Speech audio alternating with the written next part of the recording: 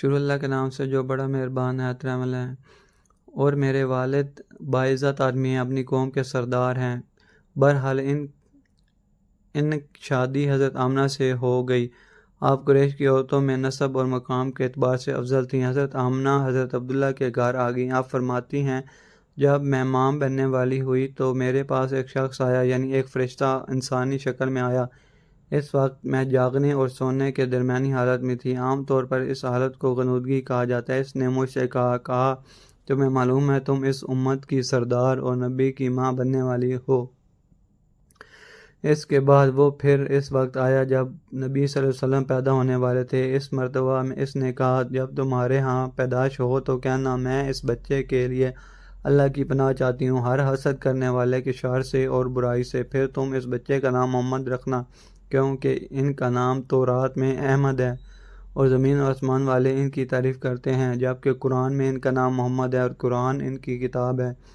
ایک روایت کے مطابق فرشتے نے ان سے یہ کہا تم وقت کے سردار کی ماں بننے والی ہو۔ اس بچے کی نشانی یہ ہوگی کہ اس کے ساتھ ایک نور ظاہر ہوگا جس سے ملک شام اور بصرہ کے محلات پر جائیں گے۔ جب وہ بچہ پیدا ہو جائے گا تو اس کا نام محمد رکھنا، کیونکہ تورات میں ان کا نام احمد ہے کہ آسمان اور زمین والے ان کی تعریف کرتے ہیں، اور انجیل میں ان کا نام احمد ہے کہ آسمان اور زمین والے ان کی تعریف کرتے ہیں، اور قرآن میں ان کا نام محمد ہے۔ حضرت عبداللہ کے چہرے میں جو نور چمکتا تھا، شادی کے بعد وہ حضرت آمنہ کے چہرے میں آ گیا تھا۔ امام ظاہری فرماتے ہیں، حاکم نے یہ روایت بیان کی ہے اور اس کو صحیح قرار دیا ہے کہ صحابہ رضی اللہ تعالیٰ عنہ نے حضور نبی کریم صلی اللہ علیہ وسلم سے عرض کیا، اے اللہ کے رسول ہمیں اپنے بارے میں کچھ بتائیے۔ آپ صلی اللہ علیہ وسلم نے ارشاد فرمایا، میں اپنے باپ ابراہیم علیہ السلام کی دعا ہوں، میں اپنے بھائی عیسیٰ علیہ السلام کی بشارت ہوں، میں خوشخبری ہوں۔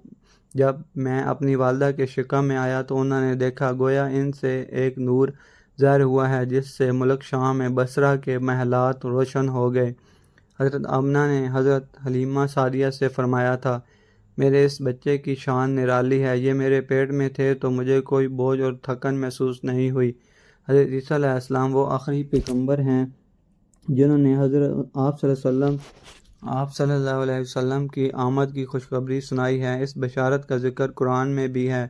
سورۃ صف میں اللہ تعالیٰ فرماتے ہیں، اور اسی طرح وہ وقت بھی قابل ذکر ہے جب کہ عیسیٰ ابن مریم علیہ السلام نے فرمایا کہ اے بنی اسرائیل، میں تمہارے پاس اللہ کا بھیجا ہوا آیا ہوں کہ مجھ سے پہلے جو تورات آ چکی ہے میں اس کی تصدیق کرنے والا ہوں، اور میرے بعد ایک رسول آنے والے ہیں، ان کا نام مبارک احمد ہوگا، میں ان کی بشارت دینے والا ہوں۔ اب چونکہ حضرت عیسیٰ علیہ السلام یہ بشارت سنا چکے تھے، اس لیے ہر دور کے لوگ آپ صلی اللہ علیہ وسلم کی آمد کا بے چینی سے انتظار کر رہے تھے۔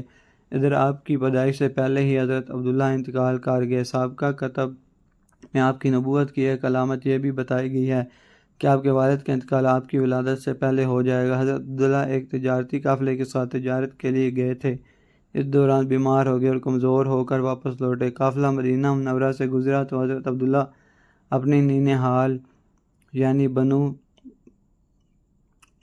نبھار کے ہاں ٹھہرے۔ ان کی والدہ بنو نبھار سے تھیں، ایک ماہ تک بیمار رہے اور انتقال کر گئے، انہیں یہیں دفن کر دیا گیا۔ تجارتی قافلہ جب حضرت عبداللہ کے بغیر مکہ مکرمہ پہنچا اور عبد المطلب کو پتہ چلا کہ ان کے بیٹے عبداللہ بیمار ہو گئے ہیں اور مدینہ منورہ میں اپنی نینہال میں ہیں، تو انہیں لانے کے لیے عبد المطلب اپنے بیٹے زبیر کو بھیجا۔ جب یہ وہاں پہنچے تو عبداللہ کا انتقال ہو چکا تھا۔ مطلب یہ ہے کہ آپ صلی اللہ علیہ وسلم اس دنیا میں اپنے والد کی وفات کے چند ماہ بعد تشریف لائے۔